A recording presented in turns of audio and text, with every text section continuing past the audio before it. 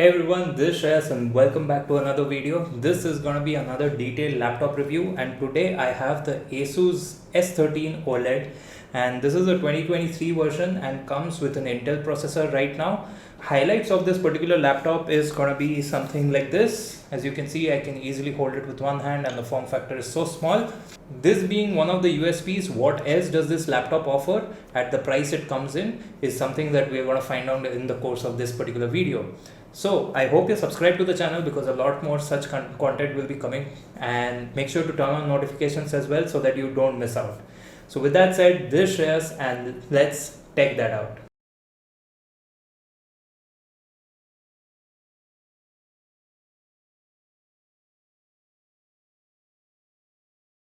So just like every other laptop, let's get few things out of the way, just like the variants. Now this only comes with one CPU variant in the Intel side of things at least. That's the i5-1355U. This is a U series processor, so it's obviously geared toward efficiency, and given the form factor, I would think that's the right choice. Rather than having a P or H series processor that will throttle the hell out of it, I feel that this is a good decision given that it has ample performance, which you will see further down the line in the video. The other variables you just have is the RAM and the storage. You have a lot of configurations between 16 GB of RAM and 512 GB of storage. That's the base variant in this particular lineup. It can go up to 32 GB of RAM and 1 TB of SSD storage. Mind you, these storages are all PCI Gen 4.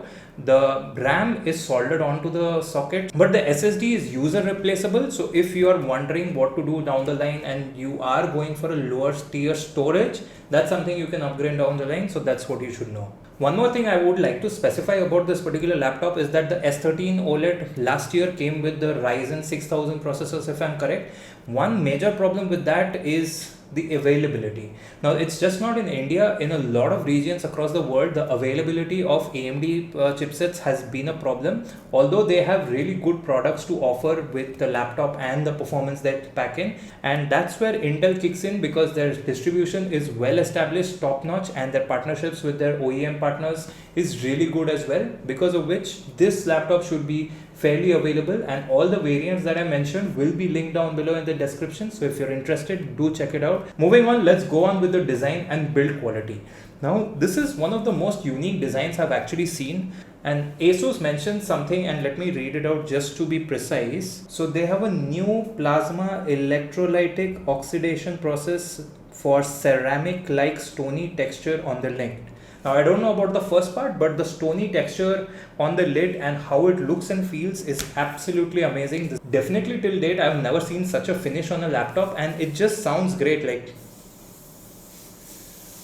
And previous ZenBooks always had metal lids, which was not a problem actually, but it used to get a lot of fingerprints on it. Now I have not wiped this particular laptop even once since getting it and using it for almost 3 weeks. So you can see how it has held up, no real fingerprints that get caught onto the lid. Apart from that, the lid and the chassis is actually just aluminium. The finishing on top is different. One of the highlights of this particular laptop is going to be the weight of it. So it's just 1 kg, and that's great. You can see it's slightly above 1 kg.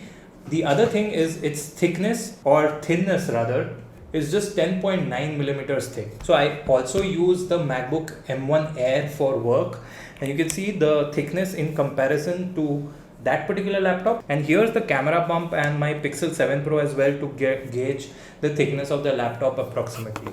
Moving on, this is a very light laptop. You can use it very easily, and if you're traveling with it and you want to be productive, this is one of the best form factors. The other part I like is that the screen has the 16:10 aspect ratio, because of which you get a lot of palm area to rest your palms. That's a problem I personally have. There is no sharp edge along the chassis, which is great for the typing experience. Speaking of which, let's come to the keyboard. Now here in the keyboard, they have made slight compromise, but I still think this is one of the best keyboards out there. It's not the best in terms of feedback or actuation. It actuates a bit earlier, so the feedback is not that great compared to some other laptop keyboards, even from Asus, which I have come to love. It's definitely a A-, if not an A+.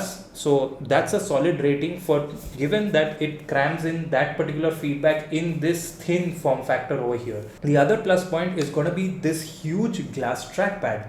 The trackpad, the precision drivers and the feedback from it is absolutely amazing. The tracking is great over here. One thing that Asus did skip out this time is gonna be that backlit numpad which comes on the Asus laptops very predominantly. Let me know down in the comments below if that's a deal breaker for you. With that said, this is a sound test quickly of the keyboard feedback and the trackpad click noises as well. Let me know how do you find them very quickly.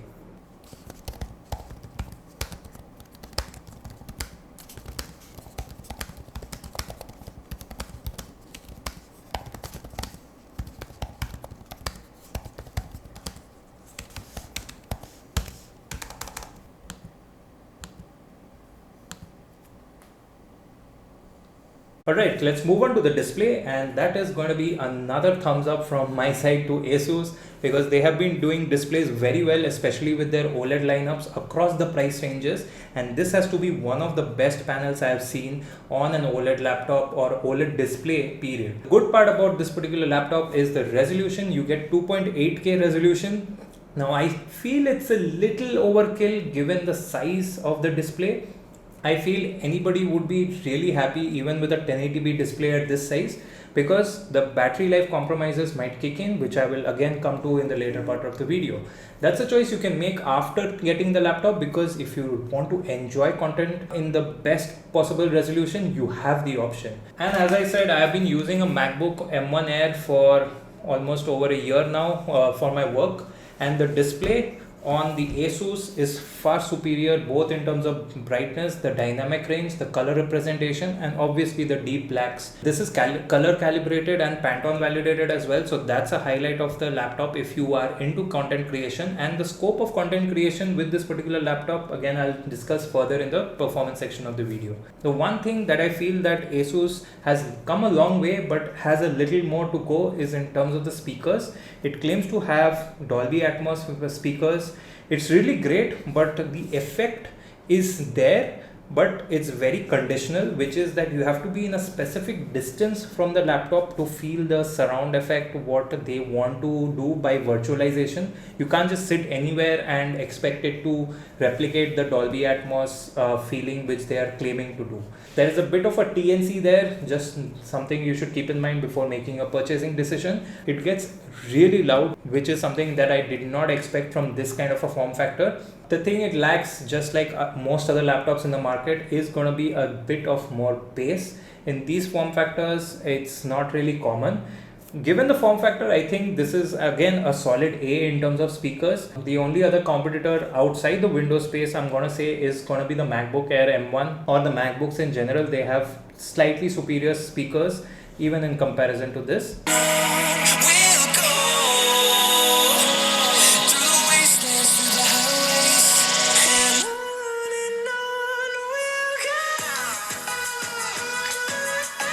You have very thin bezels overall given the display, and you have that perfect aspect ratio for productivity tasks according to me. But the bezel also hides a full HD 1080p webcam. And not just that, this is coupled with Windows Hello integration with facial recognition, because it has the IR setup you need and the dot projector for 3D facial recognition and let you log into your Windows laptop. Now, one thing it misses out in terms of biometrics is going to be a fingerprint sensor. That's something you should keep in mind. But I don't really miss it, because the Windows Hello works regardless of the lighting condition, and if your face is in the frame of the laptop, which is usually how you open the laptop and sit in front of it, it will log you in within a second. Speaking of which, let's come to the webcam and the webcam quality. So here's a webcam sample from this particular laptop. This is the 1080p webcam over here, and you can see in the same lighting condition that I'm recording this particular video, you see and compare the quality of the image over here. I feel it is way better than any other Windows laptop I have definitely used. The image processing is really good, and in terms of the lighting as well. Now it has a few tricks up its sleeves. I'm not going to go into the details of it. You can blur the background and stuff like that. So there is a light optimization mode, there are background blurring features, gaze correction, motion tracking and stuff like that which work. So now back to the video. Alright, so with that all done, let's get to an interesting part, which is the I/O. Most manufacturers get away with two Thunderbolt or USB-C ports, one for charging, one for connectivity, and call it a day. Asus has taken a step above, and not only added two Thunderbolt ports, which is quite normal in this particular form factor, but a full size HDMI 2.1 port on this particular laptop as well. And it just doesn't end there. You obviously have a headphone and audio jack combo. Also, you get a full size USB-A. Now, a lot of people love USB-C and stuff like that, but the unfortunate part is if you have wireless mice or keyboards or something and you use a wireless dongle that comes with it, most of them are still USB-A. You will value a USB-A port on your laptops, although they might not be as fast as most other USB-C ports. The Thunderbolt ports again enables you to use a single cable for charging, data transfer, display output, and Ethernet if you have that in your particular display. So that's great. You have a HDMI 2.1 as well, so even a display like this, which is 4K 120Hz HDR enabled, this laptop can power, and just with a compatible HDMI cable you can cast on this, no problem at all. The other thing which I feel is great is the battery life. I'm really skeptical about Intel laptops having good battery life because there are a lot of ifs and buts. That's why in the beginning of the video I said that I'm really glad Asus went with the Intel U series processors, which enables really good battery life. In regular usage you can get around 7 to 8 hours of battery life. If you really want to extend, I would advise you to come to a 1080p equivalent of resolution. So I'm just gonna go over the performance part really quick, not in as detail because this is not a performance oriented machine. What it does well is keep the heat low. Overall, it has gotten an added heat pipe this time and another fan compared to the last year version, but it's also an Intel chip and it also cools the integrated RAM chipset as well. Given all that, I feel that there is a certain middle section exactly where the heatsink is, which gets a bit warm when you use this laptop extensively or push it a bit in terms of its capabilities. But otherwise, I think this has a very good balance. One disclaimer that I'll give is when you go to performance mode, the fan profile, the sound is a bit whiny. It's a bit of a high frequency sound. It's not like a gushing air kind of a sound usually which you get from most gaming laptops. In terms of fans ramping up and the sound, here's a sound test of you knowing that what the fans could sound like when it's pushed to the wall.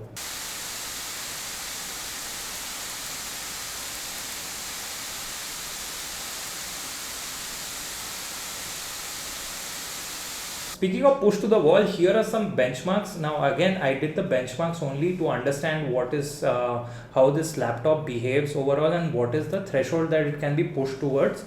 I also did some light gaming actually. I downloaded FIFA 22 and it is giving very respectable frame rates. Note that I used it in performance mode. I pumped down the resolution to 1080p as well.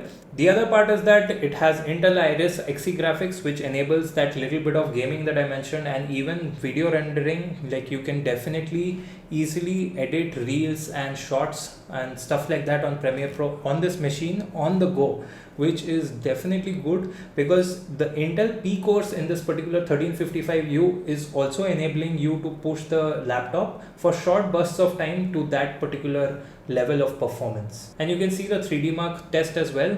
I don't know what is it, how Intel does it. In this particular benchmark, I've consistently got almost the same value output from no matter what kind of a form factor laptop I've reviewed. It tells me that they have tuned it very well.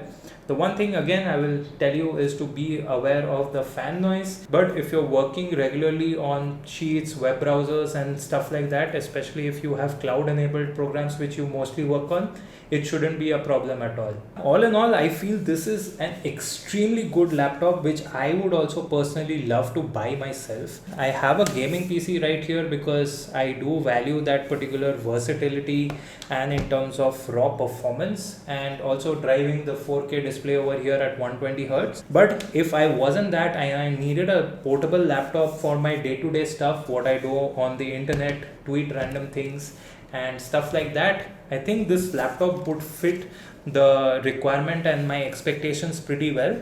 And if I become old enough and play less of FIFA, I am sure that even for the short periods of time I play the game, this would suffice for me. So that's been it for this particular video. I hope you liked it. Make sure to drop a like if you found this useful.